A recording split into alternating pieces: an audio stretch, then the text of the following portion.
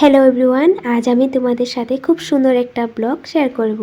তো আজকের এই ব্লগে শেয়ার করব তোমাদের সাথে হেয়ার স্টাইল। তো দেখতেই পারছো আমার হেয়ারগুলো কত কার্লি।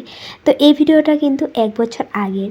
তো 1 বছর আগের ভিডিও, যেহেতু আমি সম্পূর্ণ ক্লিপ তোমাদের সাথে শেয়ার করতে পারছি না, পিকচার দিয়ে ভিডিওটা তোমাদের সাথে শেয়ার করছি।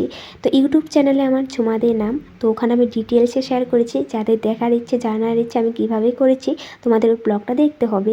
তো 1 বছর আগে আমি পোস্ট করেছি, দেখে নিও। দেখছি তো আমার হেয়ারগুলো কত কার্লি। তো লরিয়াল ক্রিম দিয়ে স্ট্রেট করেছি।